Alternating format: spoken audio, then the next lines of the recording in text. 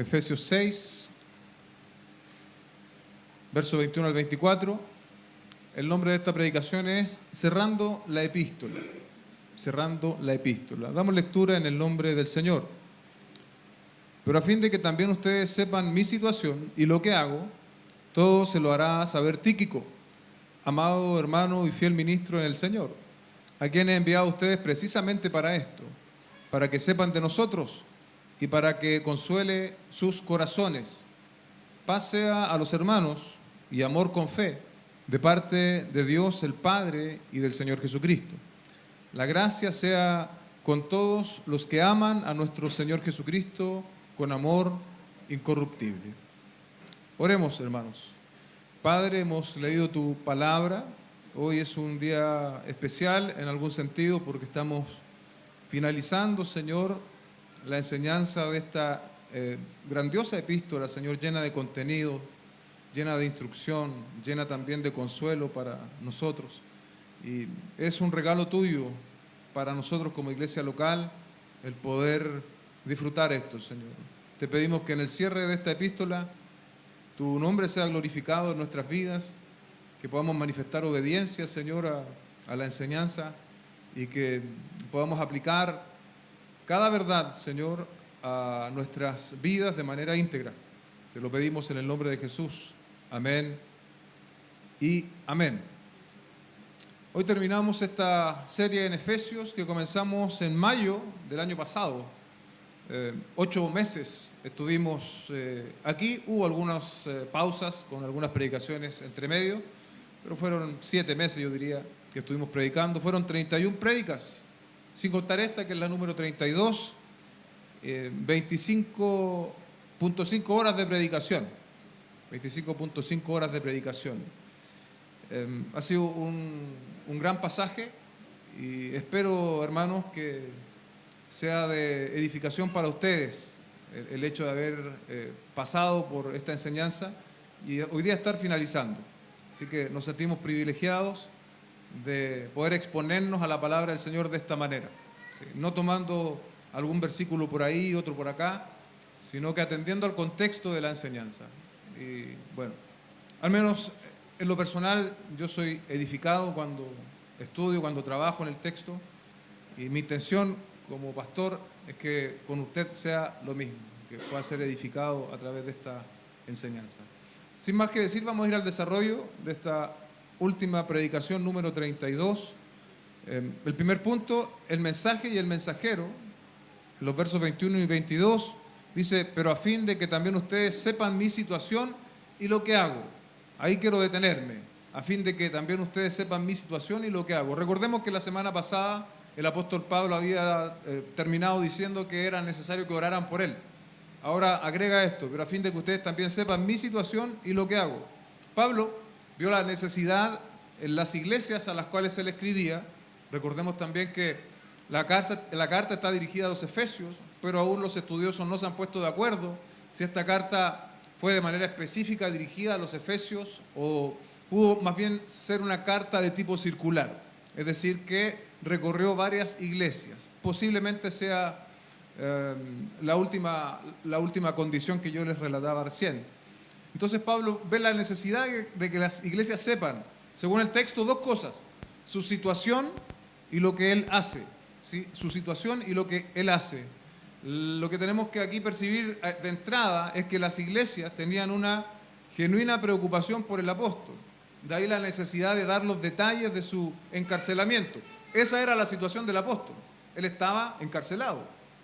Hay algunos detalles históricos de las prisiones romanas, tenemos alusiones bíblicas también, de cuál era la situación del apóstol Pablo. En este caso, probablemente hace alusión a su primer encarcelamiento, donde, según constata en la misma escritura, en Hechos 28, él estaba en una cárcel de tipo domiciliaria. Era un encarcelamiento de tipo domiciliario, donde el apóstol tenía bastantes ventajas. Estaba bajo custodia, pero se le permitía recibir visitas. Se le permitía también que sus amigos le trajeran provisiones. No solo eso, sino que también se le permitía enseñar la palabra del Señor con libertad. Esa era la realidad del apóstol Pablo en su primer encarcelamiento. ¿Y por qué? Porque recordemos que Pablo era un ciudadano romano. De otro modo, las condiciones hubiesen sido distintas. Y desde esta situación, recordemos que estamos viendo esa expresión, la situación del apóstol, es que Pablo escribe sus epístolas. Las epístolas que nosotros conocemos hoy como las epístolas de la cárcel. Efesios, Filipenses, Colosenses y Filemón. También hay un dato histórico allí, que es que probablemente Pablo no escribió de puño y letra las cartas, sino que había alguien que iba escribiendo, un tipo de secretario que los autores de ese tiempo solían tener. Dicho esto, ¿no? Y también haciendo solo un pequeño paralelo, un pequeño entre paréntesis, la situación en el segundo encarcelamiento de Pablo, que constata en segunda a los Timoteos, ya es diferente. Él ahí ya no tenía estas ventajas o estos privilegios que tenía en su primer encarcelamiento. Solamente quiero decir eso a modo de contraste. Entonces, esta es la realidad del apóstol Pablo, esta es la situación. Y nosotros tenemos que poner atención a eso, ¿no?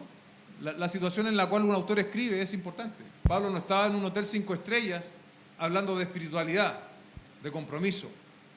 Él estaba en una cárcel, él estaba privado de libertad. Muchas veces nosotros tenemos excusas o justificaciones para no involucrarnos en el servicio, para no involucrarnos en el servir al Señor, en el servir a otros, porque tenemos situaciones que no son desventajosas, contrarias. Bueno, el apóstol Pablo es una buena muestra de alguien que no se justificó en su situación, sino que aún por sobre su situación, él fue capaz de servir al Señor de manera comprometida y sacrificial. Aunque las situaciones, hermanos, las que tú tienes, las que yo tengo, de hecho varían, ¿sí? Todos tenemos situaciones particulares distintas, hay algunos rasgos constantes, ¿cierto? O más bien hay algo que nosotros podemos hacer, y esa es la situación en la cual nosotros estamos. Buscar ser útil al Señor, buscar servir al Señor. Eso es un elemento que está prácticamente durante toda esta carta, porque como yo les decía antes, Pablo está encarcelado, animando a los hermanos, hablando de bendiciones espirituales, hablando de la gracia, hablando de la obra del Señor Jesucristo, hablando de que somos pueblo, de que ya no somos ajenos, que somos parte del pueblo de Dios, y todas esas cosas. Es necesario, hermanos, que nosotros no nos justifiquemos en nuestra situación, sino que busquemos ser útil al Señor. Dicho esto, y para también aplicar esta situación, ¿no?, de vida que el apóstol tenía, creo que la aplicación más directa tiene que ver con el liderazgo. Y es que así como era necesario que las iglesias supieran la situación del apóstol, quien representa a un líder, también es necesario, ¿no?, que una iglesia local como la nuestra sepa la situación también de quien está hoy al frente, es decir, del pastor. Tenemos que entender, hermanos, que los pastores no son superhéroes espirituales. Los pastores enfrentan crisis, dificultades. Los pastores también enfrentan problemas domésticos. A los pastores también se les enferman los hijos, también sufren accidentes. Los pastores también discuten de vez en cuando con sus esposas si tienen problemas. Los pastores son hombres que caminan, al igual que usted, con 2 pies sobre la tierra. No tenemos la necesidad de enviar cartas, ¿no?, pero hoy día tenemos que tener este tipo de información también. Como casi aquí todos saben, yo sirvo al Señor de manera bivocacional. ¿Qué significa eso? Que la iglesia, no porque no quiera hacerlo, sino por una cuestión de condición económica, no tiene la condición económica de brindarme a mí un sueldo que me permita a mí servir en un 100% al Señor. También en casa trabajamos mi esposa y yo. Ella tiene un trabajo, es editora en Santillana. Tenemos la gran bendición de que ella trabaja desde casa. Trabaja desde casa y mientras ella trabaja en el periodo de la mañana, yo estoy cuidando a los niños. Porque trabaja en teletrabajo, bueno, ya lo dije. Y yo en ese intertanto cuido a los niños. El año pasado empezamos también con homeschool, con Grace. Entonces se sumó una tarea extra que en este caso, como yo estoy en la mañana libre, me toca a mí cuidar de la niña mientras está en sus clases, mientras mi esposa trabaja, y también mirar a Eduardito que no ande haciendo desmanes por ahí. Pero yo les digo, eso es una bendición. Eso no es un problema, es una bendición. Es una bendición que también me permite el trabajo que hoy día yo desempeño. Como también casi todos saben, yo de profesión estudié veterinario, sin embargo hoy día no lo ejerzo. Y no me pesa no ejercerlo, porque tengo un trabajo que me permite hacer esto. Me permite a mí trabajar en la tarde para en la mañana poder estar con mis hijos. Y creo que muy pocas personas pueden hacer eso, muy pocas personas. Y bueno, trabajo atendiendo un mini market, en eso trabajo yo, de lunes a viernes, cuando en periodo de vacaciones me toca ir algunos sábados. Y bueno, es una pyme familiar que empezó mi madre, que está acá hace más de 40 años. Probablemente ella nunca pensó que 3 de sus hijos iban a estar trabajando allí con ellos, pero Dios lo quiso así. Y bueno, gracias también a Dios por mi familia.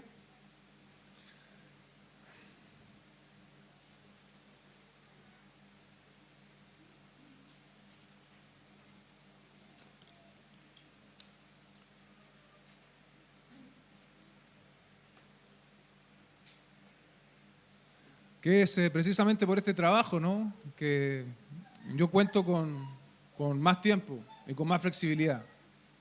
Cuando hay algo que hacer respecto del ministerio, ahí están todos dispuestos a cubrirme. Así que, gracias. Esa es un poco la situación del pastor, ¿sí? Y ustedes deben saberla, hermanos. Ustedes deben saberla porque yo me imagino, nunca he estado en el caso de servir 100%, pero por razones obvias. Un pastor que tiene 100% tiene mucho más tiempo para dedicarse al estudio de la palabra, para poder orar, para poder visitar a los hermanos. Pero esa no es la realidad del pastor, y tenemos un único pastor acá en la iglesia por las mismas razones antes mencionadas. Si no alcanza para cubrir las necesidades de un pastor, difícilmente va a alcanzar para cubrir las de 2. Eso es impracticable. Entonces, quienes se congregan tienen que saber eso. Y hoy día a lo mejor yo estoy repitiendo información que todos o algunos de ustedes saben o algunos de ustedes no sabían.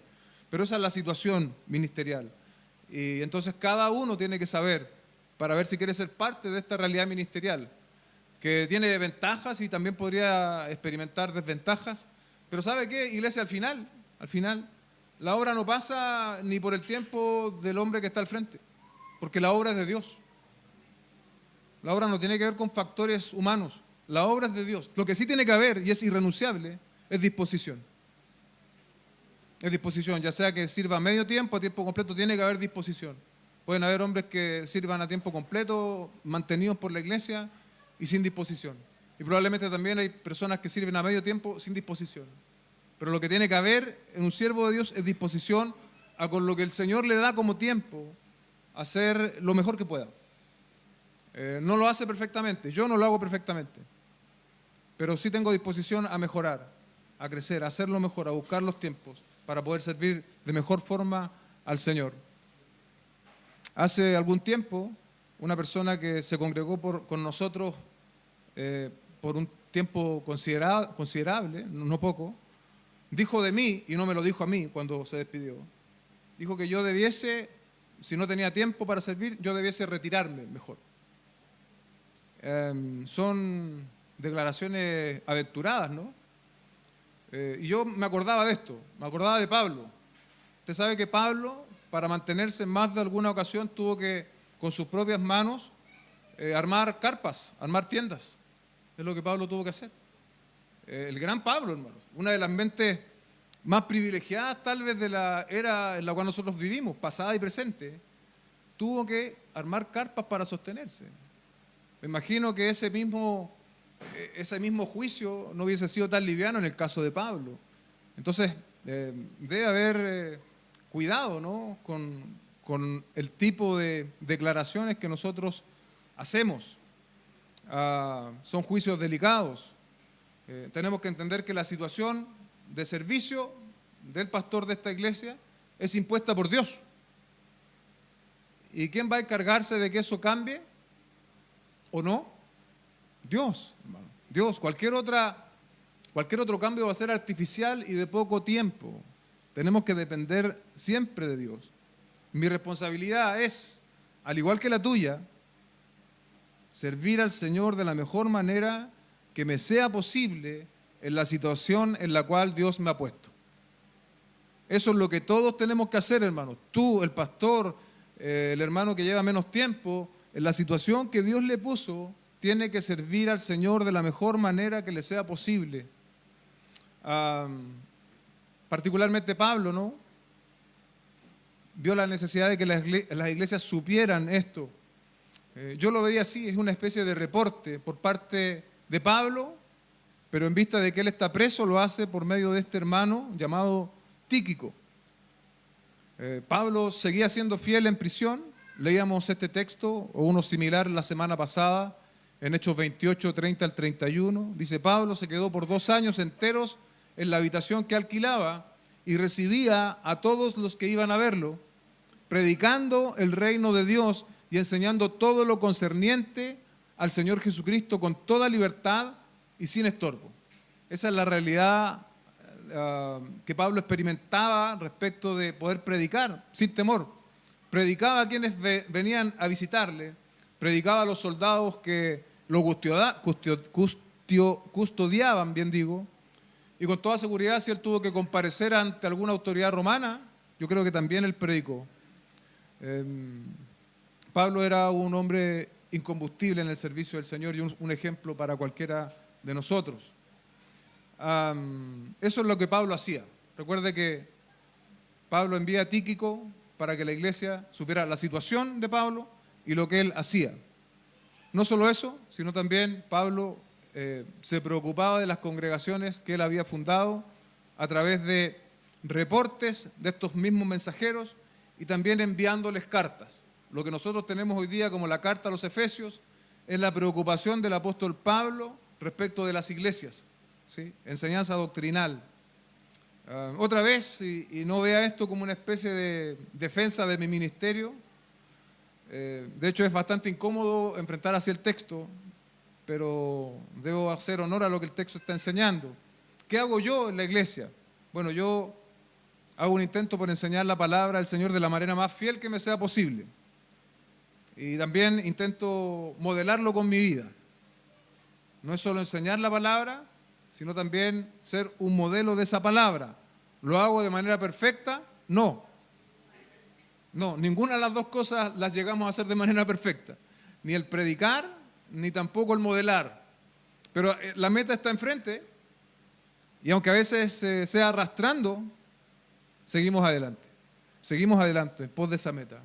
El mejor esfuerzo de manera permanente, constante y consecuente es el que se le exige a un pastor y es el que se le exige a cualquier hermano en la fe.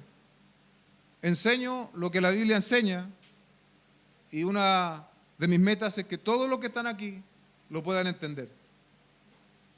No busco frases rebuscadas, las aplicaciones no son difíciles, trato de hacer o de enseñar de manera que todos puedan entender.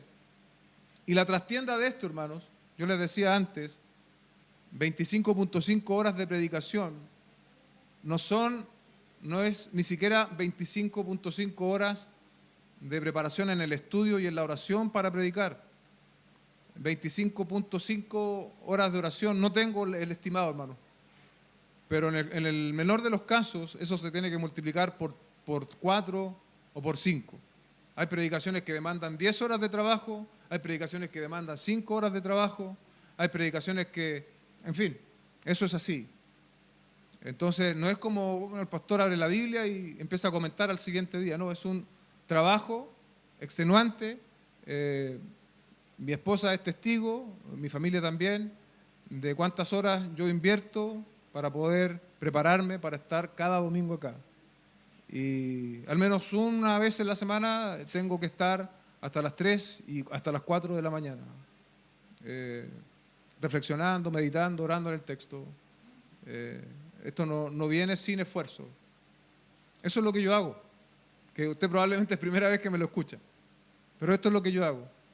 Y respecto al tema humano de atender las necesidades de la iglesia, Los que han ido a mi casa lo saben, generalmente atiendo cuando son cosas así urgentes. Juntémonos después de que yo salga del trabajo, tipo 9, 9 y media, hagamos una reunión por Zoom, porque no puedo hacerlo de otra forma.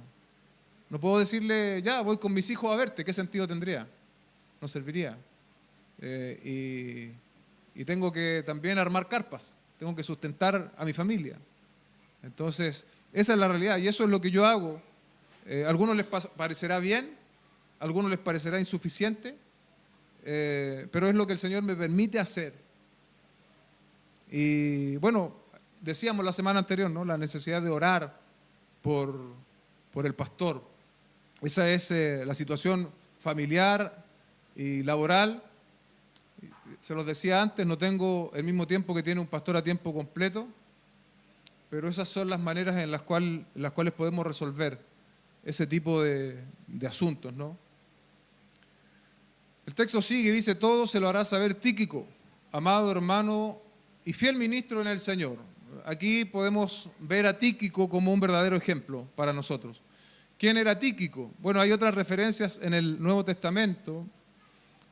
No nos dicen mucha más información, pero al menos lo nombran. Dice Hechos 24, lo acompañaban Sópater de Berea, hijo de Pirro, Aristarco y segundo de los tesalonicenses, Gayo de Derbe y Timoteo, Tíquico y Trófimo de Asia. Tito 3:12 de nuevo se vuelve a nombrar a Tíquico, dice, cuando te envíe a Artemas, o cuando te envíe, perdón, a Artemas o a Tíquico, procura venir a verme a Nicópolis, porque he decidido pasar allí el invierno. Segunda de Timoteo 4:12, pero a Tíquico lo envié a Éfeso. Eso ya es en el segundo encarcelamiento del apóstol Pablo. El que agrega algo más, pero es un texto prácticamente copiado de los Efesios, es Colosenses 4:7, porque agrega la palabra consiervo. Dice, en cuanto a todos mis asuntos, les informará Tíquico, nuestro amado hermano, fiel ministro y consiervo en el Señor. De todas formas, estos textos dan cuenta de que Tíquico no era un aparecido. A pesar de que Pablo no nos dice nada específico de él en los otros versos, sí podemos ver que lo nombra. Por lo tanto, era un compañero, un colaborador permanente del apóstol Pablo. ¿Sí? No era alguien que, podríamos decir hoy día, aparece de repente en la iglesia. No, era alguien que estaba siempre.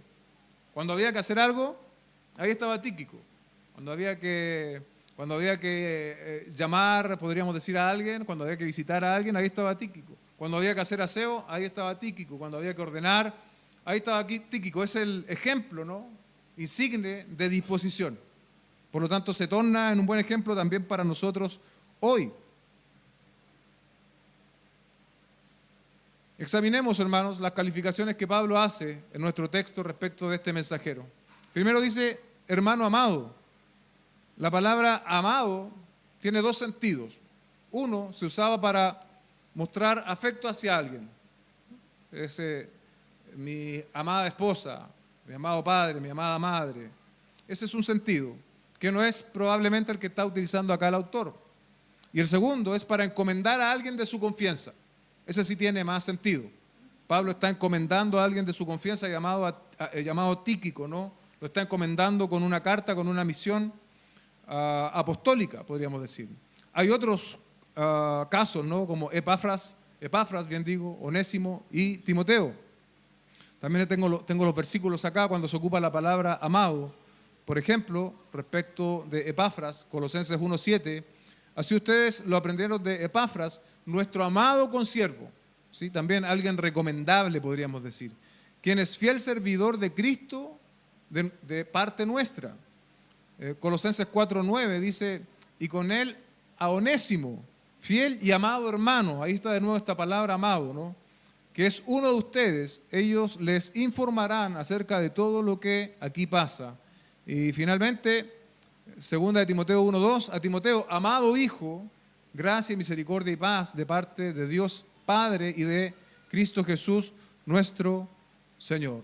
Entonces la palabra amado, ¿no?, era una palabra que cargaba mucho contenido de confianza. Sí, evidentemente eran personas amadas por el apóstol Pablo, pero es un amado con una connotación de confianza. Y la pregunta práctica, ¿seríamos nosotros, iglesia, dignos de esta calificación hoy en día? Ya no Pablo, ¿cierto? Porque Pablo está en la presencia del Señor. Pero Dios podría decir de nosotros que somos personas amadas, en un sentido de que somos, se nos puede confiar, puede contar Dios con nosotros como personas confiables, amadas, como personas que Él pueda recomendar, como personas que Él nos pueda dar tareas y que nosotros no la dejemos a la mitad, sino que lleguemos hasta el fin. Que Dios nos ayude. Que Dios nos ayude. El segundo término que ocupa Pablo es fiel ministro. La palabra es una palabra que conocemos nosotros, es la palabra diáconos. Diáconos es servidor. Demuestra la calidad de exhibir que tienen los hombres que están en el ministerio. Es decir, usted puede que no sea un diácono formalmente, ¿no? Pero tanto hombres como mujeres tenemos un llamado al diaconado, podríamos decir, al servicio, de una u otra forma. No solo deben ser entusiastas, dice un autor, sino además sujetos al objetivo encomendado. Eso es ser fiel ministro. Se te encomienda algo y tú lo cumples. Aunque sea un detalle, hermano, aunque sea algo mínimo, pero tú lo cumples de manera fiel, porque eres un fiel ministro, un fiel servidor del Señor. Fiel significa literalmente alguien en quien se podía confiar. Y así debemos ser todos quienes pertenecemos a la familia de Dios. No solo de Pablos se levantó la iglesia primitiva, no solo de Pablos, sino también de Tíquicos y también de otros muchos anónimos que ni siquiera se registraron sus nombres en el Nuevo Testamento, pero fueron importantísimos en la estructura espiritual que sostiene a la iglesia. La iglesia, hermanos, no tiene que ver con la gran oratoria del pastor o con el gran equipo de música que puedan tener. La iglesia de Cristo tiene que ver con cada uno de nosotros, con cada uno de nosotros. Una iglesia, aunque sean 20, 30 personas, pero que todos están en la búsqueda de servir al Señor, sirviendo a otros, es una iglesia que está en el centro del propósito del Señor. Pero hoy día muchos entienden la iglesia como una especie de show, donde hay una predicación motivacional, donde hay una gran banda, donde hay mucha música, donde hay mucha buena onda, pero no encontramos nada de eso en la Escritura. Pero sí encontramos hombres como Tíquico, sí encontramos hombres como Pablo, de los cuales nosotros tenemos que ser imitadores. Tíquico, hermanos, transmitió lo que se le había encomendado. Él tenía la carta en sus manos, imagine usted un rollo, una carta, un papiro, pero también él tenía una responsabilidad de dar un mensaje oral a las iglesias que él visitara. No solamente entregar la carta e irme, sino que entregar el mensaje oral y también escuchar lo que estaba sucediendo en las iglesias para posteriormente llevar el reporte al apóstol Pablo. Entonces era un hombre que tenía que ser un fiel ministro, como hemos dicho antes. Pablo no era solamente decir Pablo está preso en Roma por causa del Evangelio, eso ya los efesios lo sabían. Era un informe mucho más detallado. Tíquico, como les dije antes, portaba dos mensajes: el escrito a través de la carta y también el reporte oral que iba a comunicar acerca de la situación de Pablo. Vimos delante, ¿no?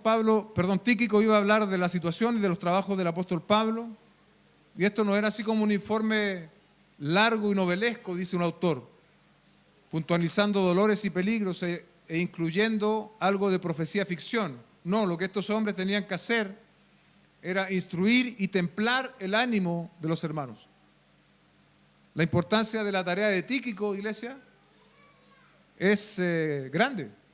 Fue grandiosa en su contexto, para los hermanos que recibieron la carta, para los hermanos que recibieron su consuelo oral y supieron de la situación de Pablo a través de lo que él decía. Pero yo pensaba en esto, y es que la labor de Tíquico, hermano, fue trascendental para la iglesia de todos los tiempos. De cierto modo, nosotros tenemos hoy día la carta a los Efesios en nuestras manos, gracias a que hubo un fiel ministro del Señor, llamado Tíquico. ¿Se da cuenta? Si Tíquico fallaba en su entrega o si él a mitad de camino a Efesios, o donde hubiese ido, se enojaba o decía, yo no quiero más hacer esto, y se escondía la carta y se perdía, nosotros hoy día no tendríamos la carta a los Efesios en nuestras manos. ¿Se dan cuenta? ¿Qué quiero decir con esto? De que no hay tareas insignificantes en el reino de Dios. No hay tareas insignificantes en el reino de Dios. Si usted limpia una silla, eso es importante. Si usted toma un trapero, eso es importante. Si usted llama a un hermano, eso es importante. Cada detalle que nosotros hacemos de una tarea encomendada por Dios es importante, es trascendente. ¿Sabe? A veces nosotros no somos omniscientes, no tenemos la vista panorámica que Dios tiene de las cosas, pero nosotros hacemos cosas y a veces vemos que no hay ninguna trascendencia, ningún resultado. Pero la trascendencia, eso queda en manos de Dios. El resultado, eso queda muchas veces en manos de Dios. Lo que a nosotros nos toca es ser fieles ministros, y no estar mirando tanto el resultado, la estadística, los números, sino que ser fieles ministros con lo que Dios nos mandó a hacer. No importa que nadie te agradezca, no importa que nadie te aplauda, no importa que nadie te sobe la espalda, nada de eso importa, porque estamos sirviendo al Señor. No estamos sirviendo para ser aplaudidos, no estamos sirviendo para ser reconocidos, estamos sirviendo porque tenemos una deuda que no podemos contar, una deuda que nosotros no podemos pagar por lo que Cristo ha hecho en nuestras vidas. Y es por eso que al menos tenemos que morir, escúchame bien, morir en el intento de servir al Señor con todas nuestras fuerzas, con toda nuestra energía, con todo lo que somos. Así nadie te lo agradezca.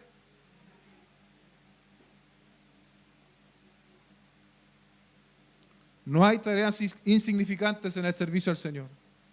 Si usted ama al Señor, sírvale de alguna manera. Lo hará sirviendo a otros, lo hará colaborando. Hay formas, diversas formas, en las cuales nosotros hoy día podemos servir al Señor. No solo tiene que ver con esto, es mucho más amplio. Hay muchas más oportunidades de servicio que solo lo que hacemos en la iglesia. Logística, aseo, llamar, visitar a alguien, orar por alguien, evangelizar a alguien, ofrendar también es una manera de servir. Hay muchas formas de servir al Señor, hermano.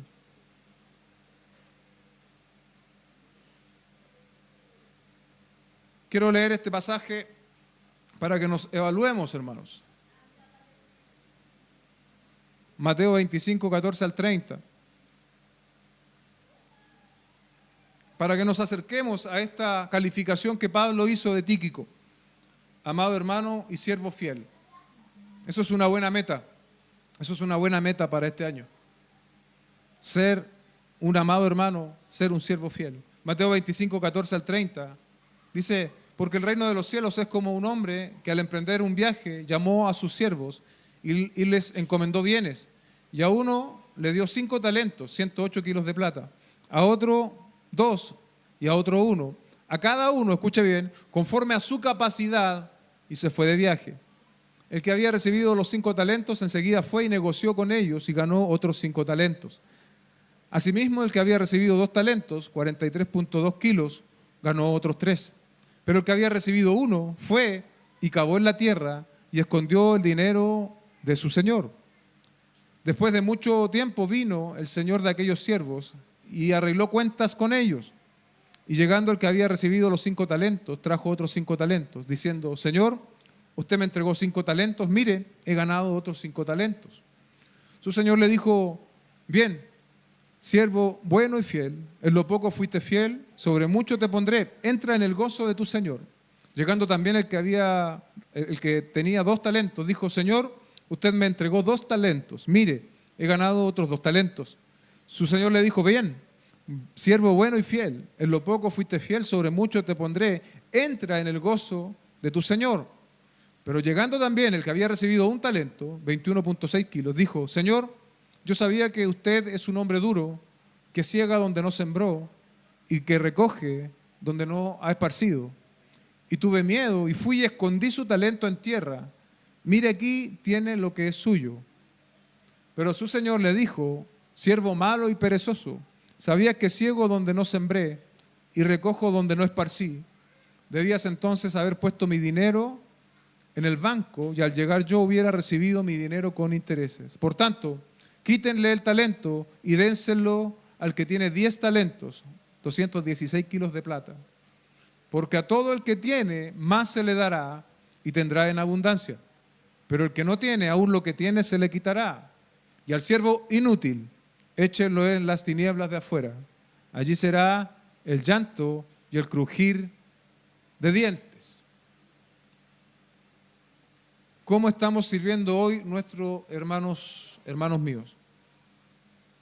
¿Estamos sirviendo en el mínimo esfuerzo, en el nulo esfuerzo?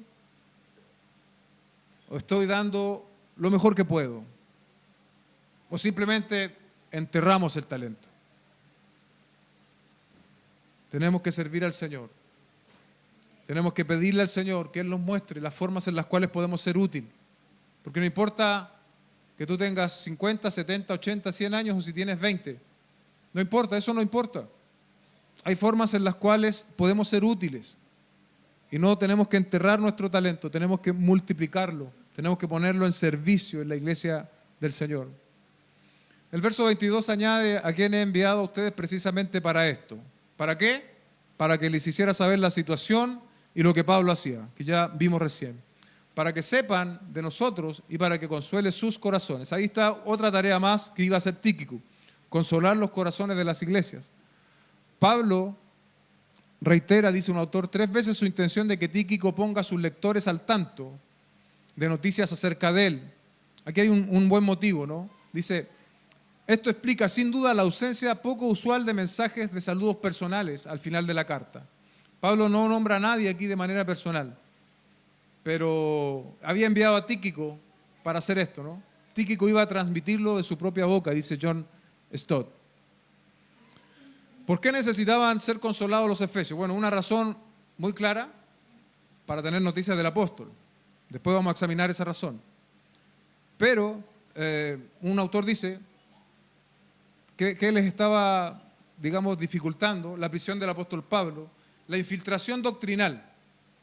La infiltración doctrinal, es decir, doctrinas extrañas, doctrinas no cristianas estaban invadiendo a la iglesia. ¿Qué más? Las enemistades entre los creyentes. Pero eso no pasa acá en la iglesia bíblica. No hay enemistad entre los creyentes.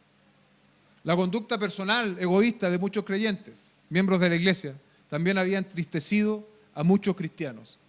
Por eso necesitaban ser consolados. Al igual que los efesios, nosotros necesitamos consuelo.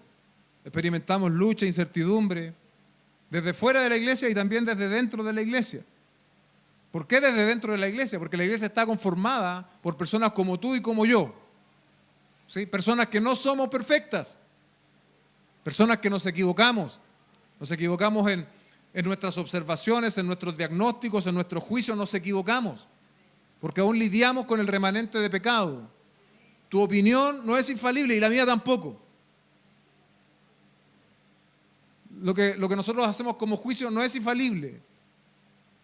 Entonces, muchas veces eso daña a otros. Tenemos que tener la capacidad de pedir perdón. Pablo tiene toda la intención de traer consuelo, como decíamos antes, a los efesios o a las iglesias que recibieran esta carta, y lo iba a hacer al menos por 3 medios, hermano. 3 medios que contempló el apóstol Pablo para consolar a la iglesia, a pesar de que no estaba con ellos. Uno, lo vimos la semana pasada, la oración. Efesios registra 2 oraciones apostólicas que leímos la semana anterior. El apóstol está activamente orando por los efesios, como modo de traer consuelo. 2, su propia epístola. También esta epístola era un medio de consuelo. Dígame si no, la palabra de Dios es un medio de consuelo para nosotros. Y tercero, Tíquico. Tíquico también iba a ser consuelo para las iglesias. Tenía la labor de consolar a las iglesias. Tíquico, un hombre fiel, dispuesto al sacrificio por causa del evangelio. Tenía esta responsabilidad de consolar con noticias auspiciosas acerca del evangelio. ¿Usted se alegra cuando el evangelio avanza? Pablo está preso, pero el evangelio avanza. Pablo está preso, pero el evangelio avanza, hermanos. Nos faltan muchas cosas en la iglesia, relataba yo algunas antes, pero el evangelio avanza. El evangelio avanza, hermano. Y eso es maravilloso y eso debe alegrar y consolar nuestros corazones. Su visita, dice este autor, tenía que resultar en edificación de los creyentes y no en depresión del cuerpo. Si hay algo que motiva de verdad, hermano, a veces hemos secuestrado la palabra motivación, como si siempre tuviese una connotación negativa. Se habla de predicaciones motivacionales. Si cuando es solo motivación, está mal. Pero si hay algo que motiva de verdad y que debe motivarnos de verdad, es la palabra de Dios. Son las promesas de Dios. Porque nos hablan del Dios al cual servimos. Nos hablan del Dios en el cual creemos. Y eso debe motivarnos. Y es una motivación, digo yo, que no perece, que no se consume. Porque no tiene que ver con cosas de esta tierra. Alguien te puede decir, vas a tener autos y casas, pero todo eso va a pasar. Pero el Señor te dice que vas a tener vida eterna, que vas a tener una relación permanente con Él en el tránsito de esta tierra. Eso no te lo puede quitar nadie. Eso no te lo pueden quitar nadie. Las casas, los autos, los bienes materiales, todo eso puede ser quitado. Pero mi relación con Dios permanente no me la puede quitar nadie. Las promesas de la vida eterna no me las puede quitar nadie. Eso sí es motivación. Y en eso nos tenemos que fijar, hermanos. Y en eso tiene que estar nuestra mente y nuestro corazón. Podemos replicar los medios de consuelo que el apóstol está o nos ha provisto en esta carta, ¿no? Orando los unos por los otros, con oraciones con coordenadas bíblicas. No oremos solo por orar, oremos como nos enseña la Escritura. Por eso digo coordenadas bíblicas. Cuando nos edificamos mutuamente por la palabra del Señor, encontramos también consuelo para nuestras almas. Y obvio, el factor humano. No solo preocuparnos, sino que ocuparnos también de traer consuelo a otros. Para recordar esto, podríamos recordarlo como la triada, ¿no?, del consuelo. La triada del consuelo, que debemos practicar nosotros en nuestra iglesia local, entre los creyentes. Además, para los destinatarios, saber de Pablo representaba un consuelo para sus corazones. Los afectos de los destinatarios de Pablo eran genuinos hacia el apóstol. Esto no era una imposición apostólica. Me acuerdo una querida hermana que ya no está acá con nosotros, no está en Chile. Me contaba que en una iglesia que había participado ella, para el cumpleaños del pastor, por células, todos saben lo que es una célula, ¿no? Un grupo de personas que se juntan, 10 personas, a veces menos incluso. Tenían que juntar para el cumpleaños del pastor, cada célula, de manera obligada, impuesta, 300.000 pesos. Para el cumpleaños del pastor. Y yo le decía, pero no puede ser, ¿no? Si yo estuve ahí, pastor, yo estuve en esa célula y es así. No sé cuántas células habían, pero era una iglesia grande, así que no eran ni 2 ni 3 células. Tenía buen regalo el pastor. Eso es una sinvergüenzura, hermano. Una sinvergüenzura, nada más. O sea, ahí no hay nada de espiritual. Pero ¿por qué doy ese ejemplo un poco que causa risa, ¿no?, y hasta escándalo? Es porque eso es impuesto. Pero acá el afecto por parte de las iglesias hacia Pablo no es impuesto. Él no les está diciendo, oye, tienen que amarme, tienen que respetarme, tienen que reconocerme. No, era en virtud de lo que Pablo era. Y como decíamos la semana pasada, Pablo no estaba sobre la iglesia, ¿no? De hecho, cuando él les dice, oren por mí, está reconociendo que es un ser humano al igual que ellos y que necesitaba esa oración, ¿sí? Pero esta iglesia amaba al apóstol y tener buenas noticias. Bueno, Pablo está preso, pero él sigue adelante. Él sigue predicando el evangelio, él sigue predicándole a las personas, él nos manda estas cartas, tiene un grupo de colaboradores organizados para saber de las iglesias. La situación de Pablo es adversa, pero él está bien.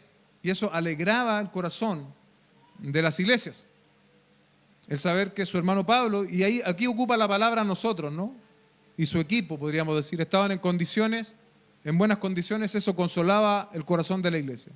La pregunta de aplicación para nosotros, hermanos, ¿sentimos nosotros lo mismo al recibir noticias del bienestar de otros hermanos en la fe? ¿O nos da lo mismo? Aquí podemos pensar en términos de iglesia local y también en términos, no sé, hay iglesias que son perseguidas, hermanos. Hay misioneros que son perseguidos. Y a veces a nosotros como que nos da lo mismo. Como que no nos afecta. Somos como que no nos genera nada, somos como indolentes a esas realidades porque no están cerca nuestro.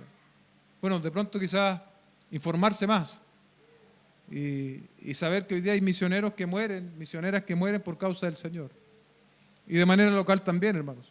Que las buenas noticias, que el saber de otros traiga también consuelo a través de una preocupación genuina de la situación de otros. Finalmente, el punto 2, no se preocupe, va a ser más corto que el anterior, porque es simplemente la despedida, donde encontramos en el verso 23, paz a los santos, amor con fe de parte de Dios, el Padre y del Señor Jesucristo. Al terminar su epístola, Pablo expresa su deseo en base a estos 3 elementos o cualidades: la paz, el amor y la fe. ¿Sí? Paz, amor y fe, pero el origen de la paz y del amor y la fe no es algo etéreo, no es algo en el aire. El origen de la paz, el amor y la fe, dice, de parte de Dios el Padre y del Señor Jesucristo, es decir, de la primera y la segunda persona de la Trinidad. No es solamente una declaración de buenos deseos, es algo profundo que emana de Dios mismo, de Dios Padre y Dios Hijo. Atinadamente Hendriksen señala, estas eran las cualidades específicas que se hacía necesario enfatizar en aquellos días y época. Y la pregunta que él hace, ¿no es acaso verdad esto en el día presente? También necesitamos enfatizar sobre la paz, sobre el amor y la fe. De manera resumida, la paz era el saludo fraternal entre los judíos. Viene de una relación íntima con Dios. Ellos decían shalom. Hoy día hay gente que habla así también entre los evangélicos y usa palabras hebreas. Bueno, acá usamos el castellano, diga paz nomás, si usted quiere usarla. Paz es el saludo tradicional entonces entre los judíos, pero hoy, hermanos, más aún, tenemos paz por medio de nuestro Señor Jesucristo. Ya no es solo una despedida. La paz es una realidad espiritual para quienes estamos en Cristo. Estamos en paz con Dios. Podemos acercarnos confiadamente al trono de su gracia y seremos recibidos delante del Señor. ¡Qué grandioso! No hay temor por la obra de Cristo en nuestro favor. Amor es la expresión habitual de los creyentes. ¿Cuántas veces hemos hablado de amor en los últimos años? Al venir a la predicación expositiva, una y otra vez Dios nos habla del amor. Nunca llegamos al tope de amor. Siempre vamos a tener que seguir con esa meta mirándola y tratar de alcanzarla, madurar en el amor como hicieron los tesalonicenses. Por último, la fe es el don de Dios, sin el cual no hay cómo conocerlo. Sin fe no podemos conocer a Dios. Esta bendición viene de parte de Dios Padre y el Señor Jesucristo. Pablo reconoce así la fuente verdadera de toda bendición. La fuente verdadera de toda bendición, querida iglesia, es Dios mismo. Iglesia, Él es nuestra paz, es nuestro amor con fe, vienen de parte de Dios y del Señor Jesucristo, y como vienen de Él, aquí voy a usar una palabra técnica, son inalienables. ¿Qué significa inalienable? Que usted no lo puede desprender, no se puede separar, no se puede separar la paz y el amor y la fe de la vida del creyente porque provienen de Dios mismo. Este mundo puede estar patas arriba o tu mundo puede estar patas arriba, pero nadie puede sacarte la paz, el amor y la fe porque son de parte de Dios y de nuestro Señor Jesucristo. Carecemos de muchas cosas en esta vida terrena, pero disfrutamos, escúchame bien, disfrutamos y debemos hacerlo de aquellas cosas que no se transan en la bolsa de comercio, que no se venden en los malls. Tenemos paz, amor y fe. Esto es a los hermanos. No todos lo tienen. Es a los hermanos, aquellos que han sido redimidos por la sangre de Jesucristo. ¿Tú has sido redimido por la sangre de Jesucristo? Entonces esto es tuyo, paz, amor y fe. Te pertenece, nadie te lo puede quitar. Dios mismo te lo ha dado. Pablo termina con la bendición en la que aparecen de nuevo todas las grandes palabras de la realidad cristiana. William Barclay dice, la paz que era el bien supremo, la fe que era la total confianza y dependencia de Cristo, la gracia que era el precioso don gratuito de Dios. Estas eran las cosas que Pablo pedía a Dios para sus amigos. Por encima de todo, Pablo le pide a Dios el amor, para que ellos puedan conocer el amor de Dios, para que puedan amar a los demás como Dios los ama y para que puedan amar a Jesucristo con un amor más fuerte que la muerte. Verso 24, a propósito de este amor fuerte, dice: la gracia sea con todos los que aman a nuestro Señor Jesucristo con amor incorruptible. Aquí se agrega la gracia, ¿no? La última palabra que se expresa en este saludo cristiano y era más propio de los creyentes, la gracia. En esta bendición Pablo expresa su deseo de que el favor bondadoso de Dios sea con todos los que aman a nuestro Señor Jesucristo con un amor incorruptible. Incorruptible, hermanos, es inalterable. O sea, el apóstol está diciendo gracia para todos los hermanos que aman a Cristo de manera inalterable. Y aquí nosotros decimos, bueno, ¿yo amo al Señor de esa manera? Pero hay una respuesta bíblica para esto. Primera de Juan 4:19. Muy sencillo. Nosotros amamos porque Él nos amó primero. El que ama a Cristo le puede amar porque ha sido amado primero por Él. Nosotros no producimos amor. Nosotros podemos amar porque Cristo nos amó. Porque Cristo nos amó.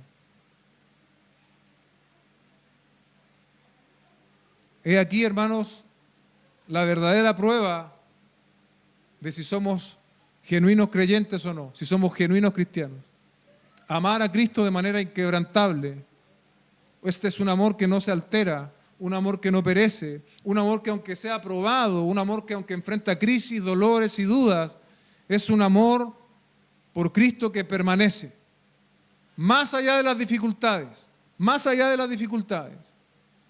Muéstrame a un cristiano que ame a Cristo de manera incorruptible, de manera inalterable, que pueda estar como Job, ¿cierto?, en el suelo,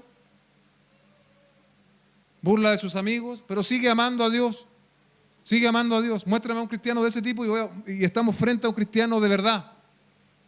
No tanto por sus palabras o por su oratoria o por su puesta en escena o por todo lo que sabe de la Biblia y los libros que ha leído o por las horas que pasa en oración, sino porque tiene un amor inquebrantable por Cristo.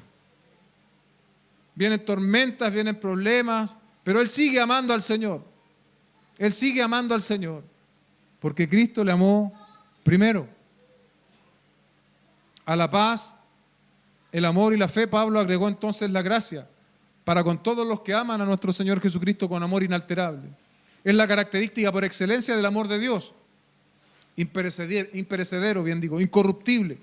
El amor es puro, libre de mezclas, sin hipocresía o insinceridad. Es el amor inmortal de Dios, del cual nació la iglesia. Es el amor derramado en nuestros corazones, que vivifica y restaura. Es el amor que pudo darnos todas las bendiciones espirituales y cumplir en nosotros los propósitos eternos. Así de inmenso es el amor y así también de exigente es la demanda. Amar a Cristo, iglesia, de manera incorruptible, de manera inquebrantable.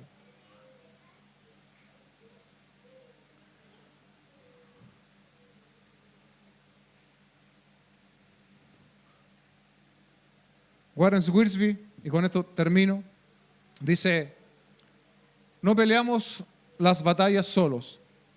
Hay otros creyentes que están con nosotros en la pelea y debemos tener cuidado de animarnos los unos a los otros. Pablo animó a los efesios. Tíquico era un aliento para Pablo y Pablo enviaba a Tíquico a Éfeso para alentarlos. Pablo no era la clase de misionero que guardaba sus asuntos para sí mismo. Él quería que el pueblo de Dios supiera lo que hacía Dios, cómo él respondía a sus oraciones y lo que Satanás hacía para oponerse a la obra. Su motivación no era egoísta, no trataba de conseguir algo para sí mismo. Qué estimulante ser parte de la familia de Dios. En ninguna parte del Nuevo Testamento encontramos a un creyente aislado. Los creyentes son como las ovejas, andan juntos. La iglesia es un ejército y los soldados necesitan pararse juntos y pelear juntos. Fíjate las palabras de Pablo está usando para concluir esta carta: paz, amor, fe y gracia. Él estaba preso en Roma Sin embargo, era más rico que el emperador. No importa cuáles sean nuestras circunstancias, en Jesucristo somos bendecidos con toda bendición espiritual. Con toda bendición espiritual. Quiero pedirle algo que no hacemos comúnmente. Póngase de pie, vamos a orar en virtud de esta última predicación. Padre Celestial, te queremos dar gracias esta tarde ya. Hemos llegado a la última predicación en esta profunda carta a los Efesios. No la hemos agotado, Señor, estoy seguro. Podríamos volver en unos años más sobre ella y probablemente podríamos extraer mucha más riqueza, mucha más enseñanza. Pero gracias, Señor, porque según el don y la capacidad que tú nos das, tanto al predicador como a la iglesia, ha sido un tránsito maravilloso. Hemos aprendido tanto, Señor. La vara queda alta, Señor. La exigencia es enorme. Pero tenemos estas bendiciones espirituales en Cristo. Por lo tanto, tenemos que alistarnos hoy. Tenemos que alistarnos para obedecer, para buscarte, para agradarte, Señor. Es bueno saber que no estamos solos. Es bueno saber que tú nos has colocado como parte de una familia en Cristo. Y que juntos, Señor, estamos caminando. Gracias por la iglesia local. Gracias también por cada persona que, no de manera circunstancial, sino por tu voluntad, está escuchando este mensaje hoy en este lugar y tal vez también a través de las transmisiones, Señor. Te damos gracias en el nombre de nuestro Señor Jesucristo. Amén y amén.